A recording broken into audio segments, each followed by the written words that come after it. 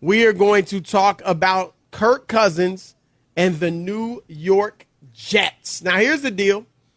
The Minnesota Vikings off to a horrible 1-4 start. Their best player, Justin Jefferson, one of the best receivers in the league, on the injured reserve list, just going on that. He's going to miss the next, 4 games. Their season is basically over. And might be time for a rebuild. And, hey, they've only won 1 game. Wouldn't you love to be in that Caleb Williams sweepstakes if they could get the number 1 pick to team him, the great quarterback from USC, with Justin Jefferson, both young? That would be potentially, looks like it'd be something special. So I think, Rob, that they should trade Kirk Cousins. And there's few teams out there that he would make a lot of sense for. I think Atlanta he'd make a ton of sense for. And more importantly, though, for our discussion, the New York Jets. The Jets have played well lately, and they're 2-3. I mean, as bad as things have been, as much as they miss Aaron Rodgers, who got hurt 4 plays into the season, they are actually still alive, very much alive in the AFC playoff race. I don't think they'll make it without a QB change, but they're alive. They're in the hunt. There's hope. Rob, if they go out and get Kirk Cousins, I think I wouldn't pick them to win the AFC, but I think they could feel like, hey, we got a shot. Kirk Cousins is having a very good year. Now, he's Kirk Cousins. He's got his issues. He's thrown some untimely interceptions and all that. I'm not trying to make it out like he's Patrick Mahomes. He's not. But he is a very good quarterback. And he leads the NFL right now with 13 touchdowns. He's only got 4 interceptions. He's throwing for 300 yards a game. And he's in the top 10 in passer rating. So Kirk Cousins, you could do much worse than Kirk Cousins. And Rob, he's only got a year left on his deal. So if things didn't go well, you're not tied to him. But here's the thing. I guess some people might say, well, Zach's starting to play well. Zach is starting to look like an NFL quarterback. Not a starting one, not a good one, just an NFL quarterback. Like he actually belongs in the league. Let's not act like he's been great. He hasn't. He just looks like he's not a train wreck like he looked earlier in the season. And then there's this, Rob, Aaron Rodgers. Aaron Rodgers sounds like he's definitely coming back next year because he actually trying to get back this year. That doesn't seem realistic, but that's what he's talking about. And so if you're the New York Jets, with Aaron Rodgers possibly coming back, I guess for them, hopefully coming back next year, and Zach Wilson at least showing a pulse, would you go after Kirk Cousins? No. You have to decide to yourself, well, what is Kirk Cousins? Kirk Cousins went to Minnesota because they had a defense and all they needed was a quarterback. That's what they thought. And if you ask me, he has been disappointing there when it comes to playing in big games or games that matter. I don't know what the record is, but I know that's why they got him. Because Minnesota, before Kirk Cousins, had a defense. Now, they don't have the defense that they used to have, obviously, Chris. Last year, I think they were last or next to last in defense. I mean, so the defense is going the other way.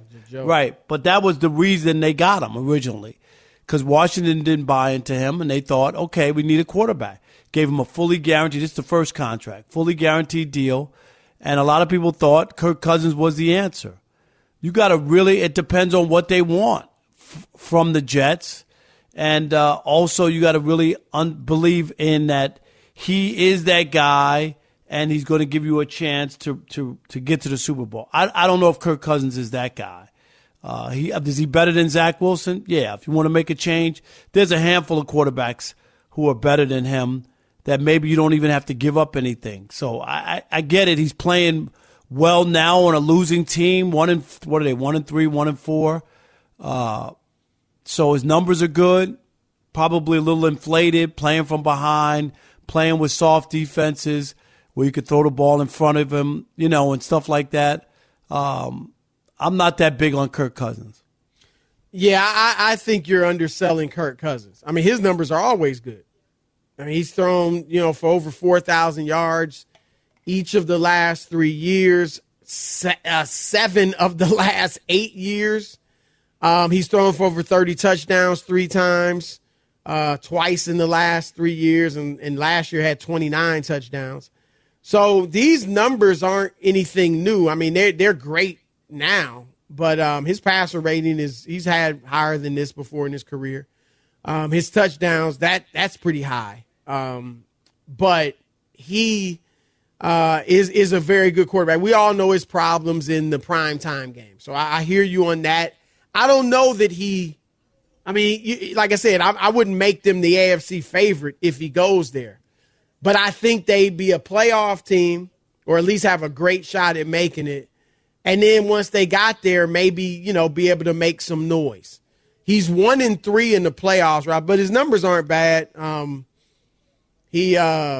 Passer rating is pretty good, about 94, 5 touchdowns, 1 interception in his 4 playoff games. But here's the thing. This is why I would do it. It's only for 1 year. It's only he can walk away and be a free agent, or you can let him walk away and be a free agent after the season. If it doesn't work out, you just let him go. No harm, no foul. If it goes great, you might have a good problem, which is, do we stay with Kirk Cousins, or do we go back to Aaron Rodgers at 40 years old, coming off an injury, a year removed from his last season and 2 years removed from his last good season?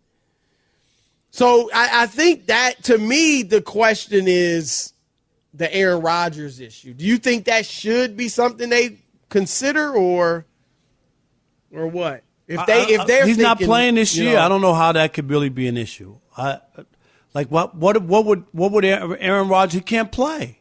What are you going to tell him not to go get a quarterback if he can't play? I hear you. Seriously, if for that to come out of his mouth, I'd have to look at him, probably stare at him and say, "What are you talking about? If you could play, you would be playing. We wouldn't be in this spot. You got hurt. What are we supposed to do? The season has to go on. The season doesn't stop." Right. I don't know what argument he could have, like what they're doing now. And I think it could come down, Rob, to Robert Saleh, the coach and the GM. If you're the head coach, do you think if they go 7-10, Rob, which I think is what they were last year, you think Robert Saleh survives? I don't know. He might. They might give him a mulligan because of, Rodgers getting hurt, the defense looking pretty good, or they might just move on. So if you're Robert Saleh and you don't know, I'd be pushing look, I would be in the front office's office saying, look, we got a squad. We got a defense. We got some receivers. Our run game Breece Hall is great. We still got Dalvin Cook, too. All we need is a quarterback. You've seen how good we've looked with just passable NFL quarterback play. Imagine if we've got somebody throwing for 3 touchdowns a game. That's what I'd be selling. And if it doesn't work out, we can move on. And then now the thing is, the GM, I think anybody with job security might give it some pause. But if they're like, man, we better make it happen, then they need to make it happen and try. And look, they might not be able to get him, but I certainly would try. Yeah, it just depends on how desperate you are, what the Vikings are looking for, just the situation. Like I say, his postseason record isn't great. I'm not blaming it all on him, but I don't remember him being spectacular. Primetime games, big games, he seems to wilt, whatever word you want to use, which is just surprising because he's one of those guys that on Sundays during the day usually puts up good numbers. Right. But if you're trying to win something or win something big, is he really going to get you over that hump? That I'm not sure of. They once said that about Matthew Stafford, and he did it. Now it wasn't always pretty. It was one dropped interception away from going the other way. From being mud, right? From being mud for his career. That's how close it was. He got it done. Jared Goff didn't win the Super Bowl, but got a team there, and he's really good, but he's not like all-time great. I give it a shot. I mean, sure, it might not work, but that's like I said, Rob. They only got a year left on the deal, or this year, not even a full season, a full year from now. So, but we'll see. You think if you don't go get him, you just ride it out with Zach?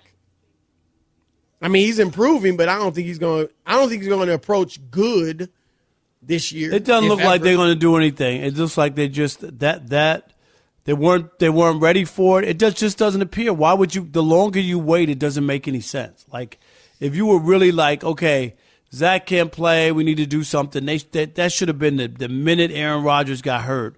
You make a phone call or you start looking around. You know what I mean? And I'm not saying it would have been. They thought he was going to be. I think they wanted to see what he could do.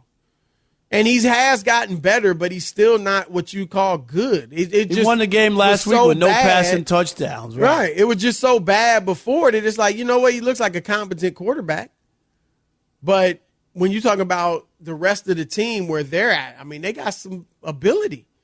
So they're going for it. And they should be. Or I think they should be going for it. I'm not saying they are. All right.